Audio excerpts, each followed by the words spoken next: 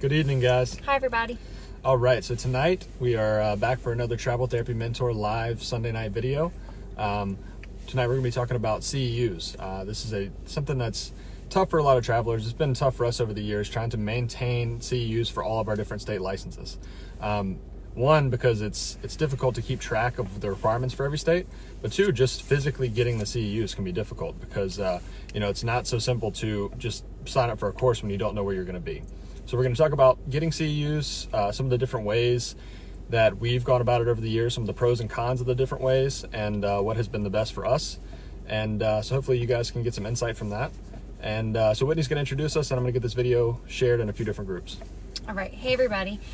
For y'all that may not know us, my name is Whitney Aiken. And I'm Jared Cazazzo. And we are both traveling physical therapists. We've been traveling PTs for about 4.5 years now. And we run the site Travel Therapy Mentor. We have the website traveltherapymentor.com. And many of you may be familiar with our Facebook page where we do our weekly live videos, or Instagram at Travel Therapy Mentor, where we share a lot of our fun travel photos. Jared, we also have a personal blog that's called Fifth Wheel Physical Therapist, and some of you guys may have followed us on our Fifth Wheel PT blog over the years, where we write a lot about finance and our own personal travels and that sort of thing. So like Jared said, he's going to get our video tonight shared in a few groups so that more people can join in with us and join the conversation. If you are joining in with us live tonight, we would love if you'd say hi. I see that Lisa's on. Hi, Lisa, and Nicole. Thank you guys for joining us. If you are joining on, we love to hear from you. We love to hear, are you a current traveler? Are you someone who's looking at traveling in the future? If you would just comment below and say hi, tell us your name and who you are, what discipline you are. That helps us know who our audience is. Hey Naya. Naya's a PTA. I think Lisa's a PT also. We're physical therapists, but we talk to an audience of PTs, OTs, speech therapists, assistants as well, and we try to bring you guys valuable resources and information about travel therapy. So if you guys have been following along the past couple weeks, this is week 3 of the car office videos because we currently don't have Wi-Fi at our camper. We are hopefully going to get the Wi-Fi all set up next week. I spent several hours at the local cable company on Friday trying to get that set up. So we're hoping that Monday or Tuesday we'll have Wi-Fi set up at the camper. So hopefully next week's video we won't be coming at you from the car office, but we are today because we are bumming off of the gym Wi-Fi. So that's why we're coming at you from the dimly lit car. So I hope you guys can see us okay and hear us okay, but that's why we're here. So like Jared said, we're going to talk about CEUs, a necessary evil in some cases that we all have to have as therapists. So, again, if y'all have questions throughout the video, if you want to know anything, feel free to leave comments and ask us questions. If you have suggestions, we're going to talk about a few of the strategies that we have been able to use in our 4.5 years as travel therapists to maintain all of our CEUs, and we have gone through several state licenses throughout this 4.5 years. So we're going to talk about some of the strategies we've used, but we know that some of you guys listening might have used other strategies. So we would love for you to share that so that the audience, those of us joining in the video now or later on the replay, can learn from you guys as well. Yeah, current travelers, definitely let us know what you guys have done. Yeah. So we got Naya on. Armand says, hi, PTA traveling on assignment in central New York. That's awesome. Is it cold up there yet, Armand? I bet so. Hi, Karen. Thanks for joining. So, we're going to jump into the topic a little bit about continuing education and how you can meet all your requirements. So, just kind of recap why this topic's important. Why is it a challenge? It's a challenge. It has been a challenge for us because we've had 5 state licenses over the years, and every state has their own requirements. And some of those requirements, so things like not only CEU courses, but some of them have to be live courses, makes things difficult. Some states have, various other requirements. You might have to retake the jurisprudence exam each year. That's happened to us for North Carolina. You have to retake that. Some states have requirements for how many hours you need to work to get points for the state. So just keeping track of all the different requirements for state licenses is difficult. But yeah, then finding CEU courses can be really hard. So in the beginning, we thought we were going to go to physical in-person courses. We thought that was pretty much all you did. And what we found is we would go to an assignment location, we would look for courses around there, and either we wouldn't find something or the sign up was almost closed already because, it might have, maybe it's next weekend or something like that. and or it's too far away and we have to drive 3 or 4 hours and it wasn't worth it for us, or it's a course we're not interested in. So finding courses around your travel assignments can be really tough, and especially when you can't plan so far out. Because we might be gone in 2 months, so we can't plan for a course in 3.5. We don't know if our contract's going to get extended or what. So that can be really hard as a travel therapist. So we've struggled through that. Yeah. So kind of a little bit about our current situation and why I think this topic is pertinent right now is it's almost the end of November, and a lot of these continuing education requirements come due at the end of the year when you have to renew either like by December 31st, or we have one that's due January 31st. So it's very fresh in our minds right now, so we want to talk about it a little bit. Currently, we have 3 active state licenses, and I was trying to make sure to check all of our deadlines and make sure we were up to date before the end of the year. In addition to our 3 state licenses, Virginia, North Carolina, and Arizona, I also have to maintain my athletic training certification. Now, fortunately, a lot of my courses will overlap for athletic training and PT, which is good news for those of you out there that are like me and have both athletic training and PT, but not always. So you do have to check your requirements. And I was doing a little bit of that this weekend and actually realizing that I'm a little short on what I needed for my athletic training, because not all of my current PT ones from this past year and last year are going to count for athletic training. So it's very pertinent in my mind right now, because that one's due, my athletic training one is due December 31st. Our North Carolina one is due January 31st, and then our Arizona and our Virginia aren't due till later in 2020, which is fortunate. So that's kind of where we're at right now, is just trying to make sure that we meet both of our North Carolina requirements by January, and more importantly, my athletic training one, so I can keep that certification by the end of this year. Whitney does a much better job keeping up with her stuff than I do, so I always have this moment of panic around this time each year where I'm like, oh man, did I forget something? Man, did I not do CEUs this year or whatever? Which never has been an issue, but I still have this moment of panic and have to go check and make sure I've done everything. So we're going to get into some various strategies and techniques that you guys can employ to get your CEUs, but a big spoiler here, and you guys, if you've watched our page before, have already heard us talk about this before, the biggest lifesaver for us for all of these different state licenses and requirements has been MedBridge. Yes. So MedBridgeEducation.com is the website, and I'm sure you guys have seen MedBridge, that word tossed around before. And I've actually been using MedBridge since back when I was in physical therapy school, trying to get my athletic training certification requirements from undergrad to maintain that through physical therapy school.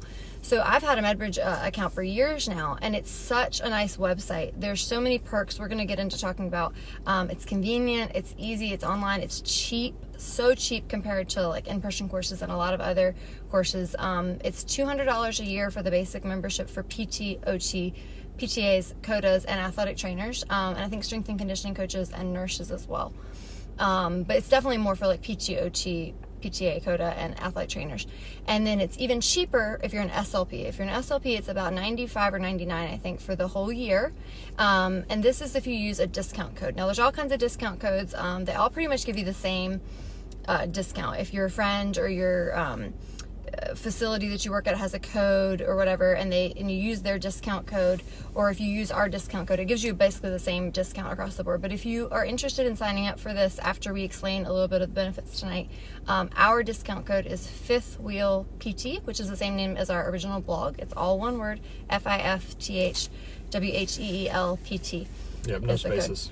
And we'll share that in the comments in the description as well. But that's been a huge lifesaver. I was on my MedBridge today checking my account, like which ones count for my athletic training and which ones count for my PT, and I was adding it all up, and I was like, oh gosh, I'm short on my athletic training ones. So that means over the next 4 weeks I need to go on there just in my spare time, at lunch, at work, or after work, or on the weekends, and just watch a few courses, take the quizzes, get my credits, download the certificate. It's so easy. Yeah. Huge lifesaver for us. So in terms of, MedBridge is awesome. It's been really great for us. But let's back up a little bit and talk about keeping track of your CEUs as a traveler. Because like we talked about, all the different state licenses is difficult. There used to be, what was it called, Aptitude? Mm-hmm, yeah. There was a website called Aptitude. I think this was for PTs. For PT, yeah. That would keep track of all your CEUs. And I think that is being discontinued as of the end of this year. And I think there's some other sites. If you guys know of any other sites that will keep track of your CEUs. So Josie says that Florida uses CE Broker. Josie, tell us a little bit about CE Broker. We're not familiar with that one, but I have heard of it before. So there might be some different ones out there that we don't know of. I know Aptitude was one that the APTA offered, but they're discontinuing it, so it's not going to be helpful for PTs any longer. Yeah, so I think really the best solution, and I'm a big fan of spreadsheets anyway, probably a lot of you guys know, So yeah, I think having a spreadsheet with the different states on it, different requirements, and then just keeping track of each CEU video or course or whatever that you do, how many credits it is, what states it works for, and sometimes type 1, type 2 credits, you have to keep track of that. But having a spreadsheet really helps with everything. And it's hard to rely on some of these online sites because you never know when they're going to come and go, shut down. So it's nice to have record of all of your CEUs you've done for years, because you might get audited for something like that, and it's nice to just be able to know, you have the peace of mind knowing that, okay, I'll just go back to my spreadsheet to 2017 and see all the courses I did and how many credits. Exactly. So I think a spreadsheet is a really good solution, and it doesn't take much time at all to keep that updated. No, so that's what I have on my spreadsheet. I have it listed out by the years, so I can scroll back and look all the way back to even when I was doing my athletic training ones in 2012, 13, and 14, but definitely back to my PT ones starting in 2015. So on my spreadsheet, I just have a couple little columns. It says the date that I completed it, the source that I got it from. So if it was from MedBridge, I'd put MedBridge. If it was from a conference, I'd put the conference name. Or if it was from some other website, just put where it's sourced. That way, if I ever needed to go back and look at that, like pull up the certificate or something, I'd be like, oh yeah, that one's on MedBridge, but that one isn't. So I put the date, the source, the title of the course, because quite often when you're doing your reporting, like for North Carolina, you have to put the title. So the date, the source, the title, number of credits, and what category they qualify for. Some states do categories, some don't. I know Virginia, it's like type 1, type 2. For athletic training, they have an evidence-based practice category, and then they have a type A, B, C category. North Carolina, they have like a online media, in-person, live, like those types of categories. So North Carolina is the most confusing of the ones that we have. I know that for sure. Yeah. There's probably some states that are worse than that, but of the 5 that we've had, North Carolina is the hardest. Yeah. So you just want to have that basic information on your spreadsheet that you can keep for yourself. You also want to download the course certificate. So most of the time, if it's an online source, you can download a PDF course certificate, and it says the title and the date and how many and all that sort of stuff. The cool thing about when you put it in MedBridge is you can actually store your licenses in MedBridge. So it'll say, I have my Virginia license and it expires this date, and this is my license number, and my North Carolina and my Arizona. And then when you print the certificate, it'll actually put at the bottom, approved for this many in Virginia, approved for this many in Arizona, approved for this many in North Carolina. So it's a no-brainer. And you can actually filter them that way, which is super helpful in my current situation, because I need to really filter the ones that are going to count for my athletic training right now. It's great if they also count for my PT, but I have to filter it to say, is it going to count for my athletic training right now? So you can filter it by if it's approved for the state of Virginia, and you can filter it by if it's approved for type 1 or whatever, and that's really helpful. So I like that about MedBridge. I don't only rely on MedBridge's tracking system though, because say I have some from MedBridge and some from other sources, I still use my own spreadsheet. But if I need to reference back in MedBridge, like, oh crap, I forgot to download that certificate, it's still on there from years ago. Yeah. If I forgot to download it, it's still there. And that's really helpful. And I'm sure there are other websites out there that track it kind of this way too, but MedBridge is the one that we've used and had a lot of success with, so we're explaining that one to you. It's always nice tonight. to have a backup though, for sure. Yeah. So those are the requirements that you need to keep up with yourself. And on that same spreadsheet, like Jared said, I'll just go to the website for the different state and I'll copy and paste the requirements. So I'm like, okay, let me remind myself the North Carolina requires 30. Let me remind myself that Virginia requires 20.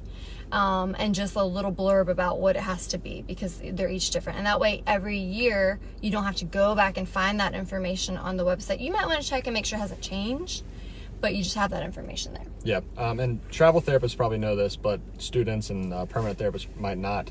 Some states require you to actually list out what courses you took. I think some states actually require you to send in like a certificate, or maybe like, not fax it, but, like make a copy of it and email it in, the PDF or whatever. But some states, you just have to keep track of your own stuff, and if they ever audit you, then you just have to have proof. So every state is different, and it's good to keep track of which states you actually have to send physical things in for, or which ones you have to report course names and all that. So that can be another column on the spreadsheet is, so Virginia, we don't send anything in. It's just if we get audited, then we have to have proof.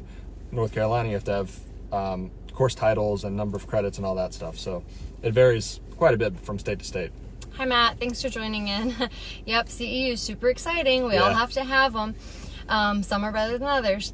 But yeah, I mean, it sounds confusing, but we all have to do our due diligence. If you were only licensed in one state as a physical therapist or an OT or speech therapist, You still have to keep up with this stuff. It would just be a little more streamlined. You wouldn't have to keep up with so many columns, but like you'd still want to keep the date and the course title and the source, and then you'd only have one column. So basically mine just says like date, source, title, and then I have a column for athletic training, a column for Virginia PT, a column for North Carolina PT, and a column for Arizona PT. And I just put like, it's approved for 2 in this state, but only 1.5 in this state, 2 in this state. And you just put it, and then when I get a new license, if we get a new license next year, I'll just tack on another column and go back, for example, to MedBridge, and I would type in that same course name again and instead filter it out for what it would qualify for California. And then I'd be like, oh wow, that course I already did earlier this year qualifies for 2 in California. Great, tack it on the spreadsheet. Yeah, so keep a spreadsheet while you're at it. Make a spreadsheet for your net worth as well. Always a good thing to keep track of. Okay, so now let's talk about the pros and cons of some different ways to get CEUs. So like we talked about earlier, in-person courses I think are the gold standard, right? But so some of the cons there are, I guess some of the pros, first of all, is that you get to network with other clinicians. I know a lot of people really value that time to talk to other clinicians from different areas and discuss treatment philosophies and all kinds of different things, all those small talk conversations that come up. And in addition, you get the hands-on aspect of it and being able to practice with a partner and you know, see what you feel, what other people feel. That aspect is really awesome. And that's something you can't really get with any other type of CEU. The downsides, though, are definitely the cost. Some of those in-person courses can be insanely expensive. And that's a lot of the reason why we avoid some of those courses. Another thing is that they're not always conveniently located. So you might, like I said, you might have to drive 3 or 4 hours to get to a course. And that's definitely not great in some situations, or it might be further than that, or all the ones near you might not be something you're interested in. Another thing is, as travelers, like all the travelers in here know, you don't get paid time off, which means that if a course is a 3-day weekend course, which some of them are, or you have to travel to get to the course, you might have to miss a day of work, which means like probably for most travelers, $300 you miss for that day of work. $300 after taxes, that's a lot of money. So not only are you paying for the course, you're having to drive somewhere, but then you're missing out on a day of work. So a lot of travelers, because of those things, end up not going to these in-person courses. Yeah, so definitely some challenges there. And then like Jared mentioned earlier in the video, some other challenges are that you have to sign up for these courses in advance, and it's very challenging if you don't know where you're going to be. So some people I've heard will, in order to strategize this, will plan some time off that they were planning already to take off from work. They're going to plan a 2-week gap or whatnot and plan their CEU courses during that time. So say they know for sure they want to take this course that's located in Los Angeles. They're going to go ahead and plan to block off those 2 weeks and not take a contract during that period. Or say there's one that's conveniently located in their home state or their home city. They would just plan that week or 2 weeks off to be home and also knock out those CEUs while they were home. Yeah, that can be a good solution. So it's an option, but it's certainly hard. It's really hard if you plan to take back-to-back contracts to try to strategize and plan in advance, because you might not know 3 months in advance when you need to sign up for that course. You don't know where you're going to be, where you're going to have to fly out from, and that sort of thing. And it can add up quick, the costs and the travel time and all that kind of stuff. And our first 3 years of traveling, we were crazy. We were either doing back-to-back contracts, we were taking weekend trips all the time, and if we weren't doing those things, we were writing on the website or working PRN or just relaxing. So the last thing we were looking for is in-person courses, especially trying to plan it far in advance. Yeah, so there's just a lot of challenges and a lot of barriers to getting in-person courses, although of course we know that's usually people's preferred method. But that's why we want to talk about some other strategies that are unique to travel therapists to try to find other ways to get your CEUs. So Lisa said, do you know if you have to keep up with the CEU requirements in the states that you have compact privileges? So are you talking about states that you've already applied for compact privileges, or states that you potentially would in the future that you would be going to? Probably just the ones you have the compact privileges. Because obviously you don't have to keep up with the requirements for all the states. Yeah. Just the one that you're utilizing the compact privileges in. Yeah. So if you've already applied for the license through your compact for a new state, then yeah, you would have to keep up with those CEUs as well. Yeah, and I don't know exactly how that works. I imagine there's going to be some way to streamline that a little bit, but we haven't gotten into the weeds on that too much yet, because it's relatively new. So and because Virginia's not in it, so we're not eligible yet. So I don't know all the answers there, but I do know that the people at the PT Compact are very helpful, and if you were to call them or email them, they could probably help you navigate those waters. But we'll do our best to try to learn more about that in the future and let you guys know. Yep. So the next most common way to get CEUs is conferences. So things like CSM, NSC, these are great places to go because you still get that networking aspect where you get to talk to a variety of clinicians, talk about clinical practice. You get to go to these sessions with a lot of times world-renowned speakers that you might not otherwise be able to go to. So conferences are a great way to get CEUs, and we have definitely done that in the past. Yeah, so CSM if you're a PT, the AOTA conference or the ASHA conference if you're an OT or speech therapist. And then there's some other conferences, the next conference for PT. There's TravCon. We got Yep. 10 CEU credits for going to TravCon. So if you are a traveler or you're interested, check out TravCon next year. It's an awesome time, and you get 10 live CEU credits for that. Now, just keep in mind the TravCon CEUs aren't necessarily going to be specific to your discipline. You're not going to go there and learn groundbreaking skills in your discipline. You're just going to learn more information about how to be a traveler, and it's a lot of fun. And it's actually a lot of bang for your buck because we only paid, I think, $130 to go to that conference, and it was a whole 4 days or 3 days or something. Well, no, I guess the actual conference is 2 days. But, surrounding A lot of free time. food, drinks, CEU credits, a lot of networking. So compared to a lot of conferences, it's a lot of bang for your buck to get 10 CEUs. Now, they're not the most high quality CEUs, but they are CEUs, and it helps. And they are live in person, which counts. So conferences are great. Obviously, the cons are that they're only a couple times a year, or if it's NSC or CSM, it's only a couple times a year. Stop saying NSC, that's a student. Yeah, well, they're students. Well, yeah, but you're not getting continuing ed. Yeah, I guess. Okay, but anyway, whatever. The conferences are not that often, so you obviously have to plan around that. You have to drive or fly a long way. This year CSM is in Denver, so we're thinking about going, but that's a pretty long flight from North Carolina or Virginia to Denver. Right, so there's definitely the same types of cons and barriers there that there are to attending in-person conferences, having to take the time off work, having to travel to go to conferences. But if it's something you already want to do for your own professional development, you will pick up some CEUs there as well. Yeah, and they're really worth it. I mean, the conferences we've been to, I don't like to spend a lot of money on things, but the networking aspect is great. Being able to talk to all these different clinicians, and like I said, you see world-renowned speakers. It's really, really awesome. Yeah. So in-person versus conferences are some options, but there are certainly some barriers when you are a travel therapist. Now, the third option might be if you have any CEUs that are offered while you're working at a clinic. Now, this can be kind of hit or miss. You just never know if it's going to be available, but I have been at places before where while I was there on contract, they were bringing in a CEU course for the weekend. They were hosting a speaker, they were getting together on something, and it was something that I was able to jump into kind of at the last minute during my 13 weeks there and take advantage of. But again, it's just hit or miss. You never know if you can rely on that. But I do know our friends Jeff and Megan, they got placed at a really great clinic that highly values continuing education within their clinic. And even though they're there as travelers, I think it's bi-monthly, maybe every other week or so, they have continuing education, maybe just 1 hour at lunch or on the weekend, and they've been able to partake in that and get a lot of their continuing ed. This person is really flashing their light a lot in the background. I don't know, maybe they didn't think they unlocked it. So that is an option if you have the opportunity presented to you, but again, you can't always rely on it, but sometimes it does happen. Yeah. I think that's pretty rare, but sometimes if you get in one of those clinics, that's an awesome option. And there's the other thing is sometimes some of the requirements that they make you do as part of your onboarding or your credentialing, like maintaining your HIPAA and your I don't know, just different compliance things they might have you do. Sometimes you'll get a CEU certificate for that. You did that at a couple of our clinics. Yeah, that is true. Sometimes those online modules will count towards continuing ed credits. So there was a situation where I think I got like 30 or 40 online credits from that, which may or may not count for all the requirements, but still, it's nice to get those. And it's just some extra credits. I mean, it's and nothing, you're getting paid to do it. It's nothing groundbreaking. It might be, like I said, just HIPAA or something compliance related, but at least 2, 3, 4, 5 extra credits here and there you might be able to pick up. Yep. Okay, now the fourth option we want to talk about is if there's any continuing education offered by your travel company. Yep.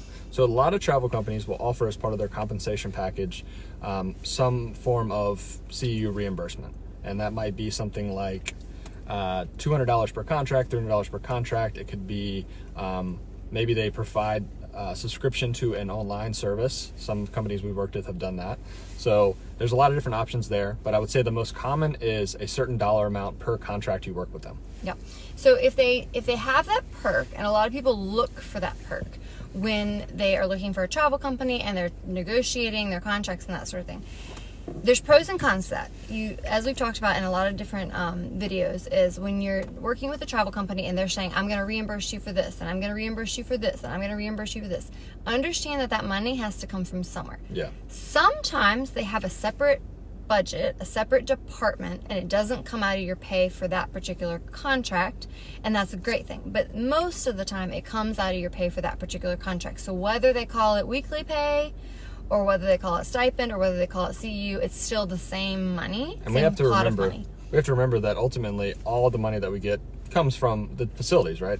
So the facilities pay the travel company keeps a certain amount, and then the rest comes to us. Yeah. So how they distribute that is kind of up to you and them, but all that money comes from the same place. Yep.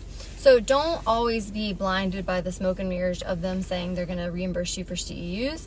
If that's like something that's swaying you over this job with this company versus this job with this company, it may or may not actually be that different, because you need to consider that as part of what we call the entire pay package. Yeah. So say this one's offering, X number of dollars a week, and this one is like $20 a week lower, but they're offering you a one-time CEU reimbursement.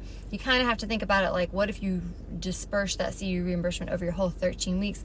Would it actually be equal? So yeah, something to think about. We tend to prefer just to have them give us the weekly pay, and we'll pay for our own CEUs the way we want to do it, which we tend to just do the MedBridge subscription for $200 a year, which is really nice.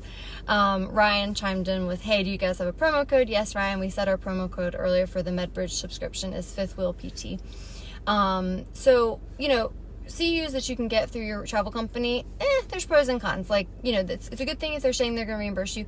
The cool thing is some of them, like Jared said, they'll give you access to online CEUs. We've used that at a company before. The website they gave us access to at this particular company was called Home CEU Connection, or it's also another name they go by is Home CEU 360. That website they gave us access to for free as part of they just have a subscription. It'd be like if they had a MedBridge subscription. I know another company that just has a company MedBridge subscription, and for that 13 weeks you're on contract with them, they give you a login. That's great. When the other company, their login was through CEU 360 or Home CEU Connection. I didn't think they had as high of quality as courses, but it did give us some courses for free, which was nice. So we were able to pick that up. So it's a question you could certainly ask when you're going through travel companies, like, do you guys do any kind of CEU reimbursement? Do you do any kind of CEU access while I'm on contract? Just something to know, because it could be a way that you could pick up some for free. Yep. So that's an option. So then the last one, talking about the online sites that we were mentioning earlier. So yeah, CEU 360, there's Summit Education. Some of the PT and OT and SLP organizations offer CEUs through their sites. Like APTA or ASHA or AOTA. Yeah. There's also one called physicaltherapy.com, occupationaltherapy.com, speechpathology.com. There's lots of them. If you hit Google, you'll find lots of them. Some of them offer a certain number of free courses, which is great. Some of them charge you by the number. Some of them charge you by the month. Yeah, some of them are a yearly subscription. Mm-hmm. And they all have pros and cons. We've tried a number of them now, and we always come back to MedBridge, because some of MedBridge is not the cheapest, but I can definitely tell you that for the price, the quality is way better. We like that CEU 360. We tried that, and we got some CEUs from there, but we didn't learn a ton. The speakers are people that you probably haven't heard of, and the quality of the content's not great. So MedBridge has really great content, and the speakers are people that are researchers in the field. I don't know for OT and SLP, but for PT, there are people like Adrian Lowe, who teaches internationally on pain science, and Chad Cook, who is a researcher with an insane number of publications now, and Rich Severin, who's very active in the PT community. So there's a lot of very good presenters there, and the quality is just really great. And you run through the speakers, obviously again we only know the PT ones, but you run through the speakers and they have high credentials. They're well known. I feel like everybody has alphabet soup behind their name. They're leading experts in these fields, so they're not just low quality, crappy, check the box type CEUs. Jared recently did a full certificate program. It was like low back certificate program, and I think it was like 30 hours of courses, and they were all taught by Chad Cook. It was all assessment and treatment of the low back, and it was really good. It was it made me revisit some of the stuff that I haven't thought of in a long time, and definitely made me a better clinician. So some of those certificate programs are really cool that MedBridge offers. And yeah. In addition to the pre-recorded, I would say the majority of the ones you're going to find on MedBridge and these other online CEU websites are going to be pre-recorded. It's like you watch the PowerPoint, you take quizzes, and then you get a certificate at the end. Some of them are live courses, though. Yeah. And that's a great thing, because some of these states require live type 1, is what Virginia calls it, type 1 credits. So when you watch one of these live courses, it's a webinar, and you have to tune in at a certain time, and the presenter's presenting, and you can ask questions in real time. Kind of like this. Yeah, kind of like this. And so those are what we prefer. They're obviously not as common, because the presenter actually has to be there at that time and everything. But that's great for those credits that you can't get from just watching regular videos and taking those online quizzes. Yeah, so it's kind of interesting. Adrian Lowe is one that we mentioned, and I don't know if anybody who's in the PT community is listening has heard of him before. I think he was at CSM this last year. I think I saw him, passed him in the hallway. Yeah. I was like, oh, I know you. So I've done a couple of his on MedBridge in the past. He has some about teaching patients about pain, understanding pain as it relates to psychosocial model, biopsychosocial model, all that kind of thing. He has a lot of pre-recorded ones on there, and I'm actually going through a new pre-recorded one right now. But I saw the other day, I was looking for a live webinar on MedBridge, and I signed up. He's actually doing a live webinar on MedBridge on December 11th. It's like a Wednesday, I think, and it's like from 5 to 8 p.m. So that'll actually give me an opportunity to watch him give a presentation live, and if I had any questions, I could type in the questions and ask him live. So that's pretty neat. And again, like Jared said, it meets some of these requirements for live courses, like for our North Carolina license. North Carolina, Virginia especially. We both signed up for that one. I'm really excited for that one, because he does a lot of international speaking. He speaks at CSM. So being able to take a live course, even though it's virtual, from a guy like that is pretty awesome for $200 a year. I mean, that's a pretty low price. Lisa had mentioned earlier one called Summit Education. I've heard of Summit Education. I think they do in-person courses too. I think I've gotten stuff in the mail from them. And she says she uses their online subscription service, and it includes unlimited online and live courses, which includes also in-person courses. I've only taken one of the online courses, and it was good information on documentation, but not sure about the quality of the in-person courses. That's another one that's an option that we haven't explored with Summit. I think she said it was $299 for the year. And Lisa, you're a PT, is that correct? So that subscription was $299 for the year. But I know the MedBridge is a little bit cheaper at $200 a year. But it would be nice to have access to in-person courses. So we haven't tried all of them, so there might be something better, but MedBridge is the best that we've found so far. Yeah, so there's a lot of different options. I would encourage you to check out what they have. The cool thing about MedBridge, I know, and it's probably the same thing with these other ones, is you can kind of log in there and browse a little bit and see if there's anything that interests you. I know the speech subscription is cheaper, and I have a feeling that's because they probably don't have quite as much speech content as they do PT and OT content. So when I had a speech therapist reach out to me, they were like, well, do you know if MedBridge has courses on this category of treatment for speech? And I was like, you know what, I don't know.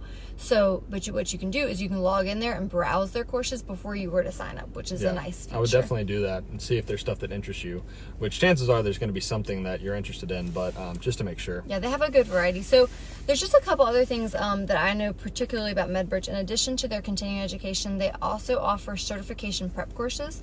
So if you are a PT in particular that's looking to get into like an OCS, or the neurological specialty, the pediatric or the geriatrics or the sports specialties, they offer certification prep courses free, included with your membership. So if you just have the standard I'm pretty sure if you have the standard $200 a year membership, possibly the next level, which is the premium, which is like $250 maybe. But either way, just your regular membership for the whole year that you would be getting your CEUs anyway also gives you access to a free certification prep course. Yeah, and if you guys have ever looked into the cost of some of those prep courses, they're pretty expensive.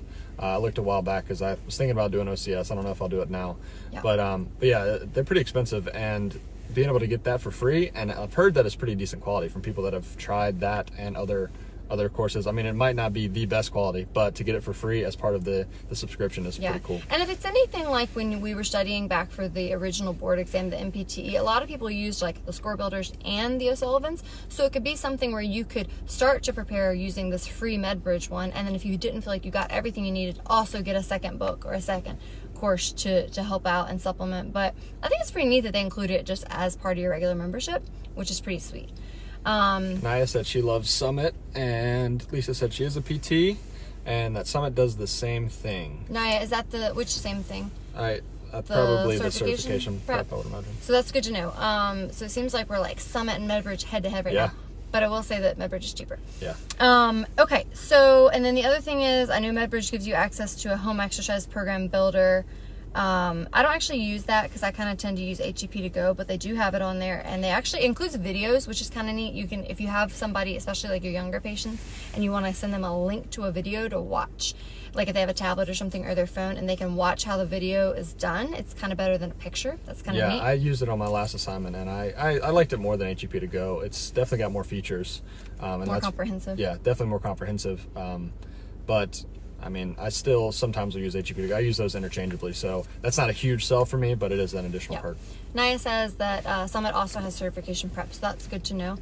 And then last but not least, sort of like we mentioned earlier, just to bring it home, is the thing that we like about MedBridge is that you can sort them by the courses by the type and the state that they qualify for, and that's been a huge lifesaver in us keeping track of which courses, because sometimes we want to take courses just because they're interesting, but sometimes we need to make sure that they're going to meet our requirements. For example, me trying to get my athletic training ones done by the end of next month, I need to make sure for sure that I prioritize the ones that are going to count for both my athletic training and my PT, and not waste my time on ones that aren't going to, because I have a deadline to meet. Yeah. So I really like that feature on MedBridge, that you can sort it like that and download the certificate that includes all your licenses on there. I would imagine other ones probably have something similar to that too, though. Yeah, but I don't think it was the same on, like, I remember the platform on Home CEU Connection was not that nice. It wasn't. It was very certainly advanced. lower quality.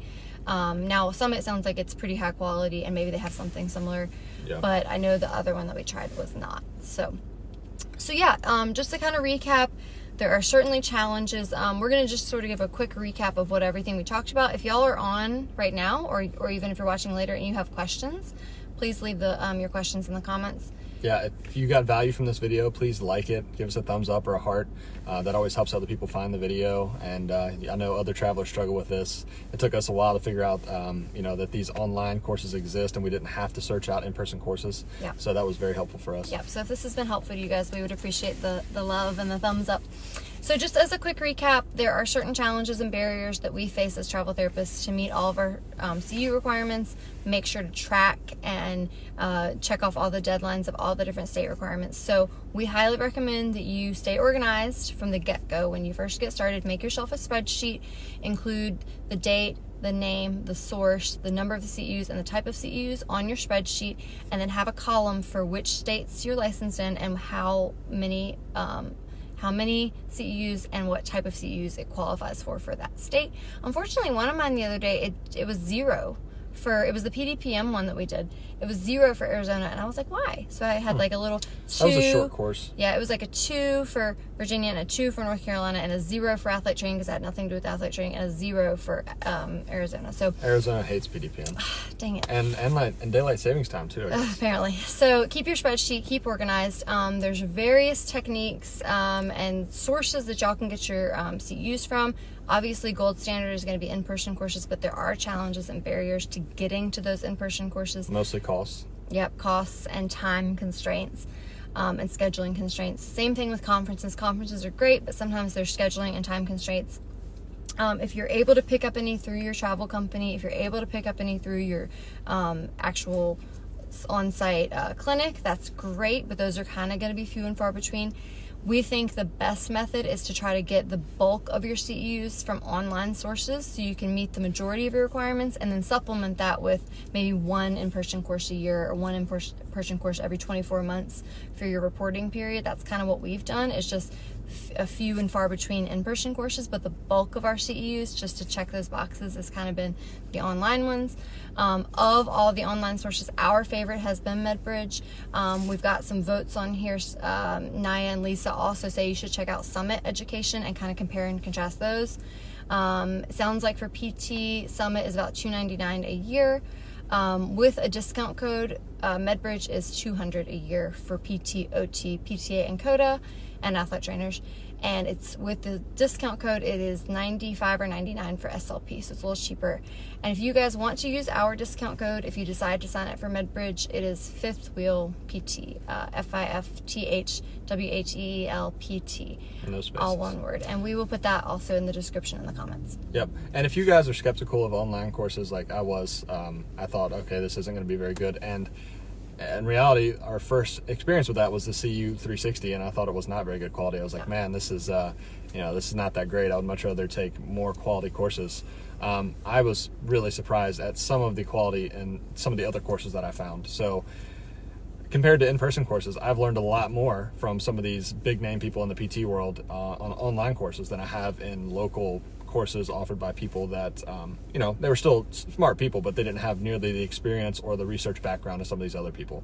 So you can find really good quality courses on there. You have to be obviously a little picky about what you're choosing and pick things that you're interested in, but you can find good courses. Yep.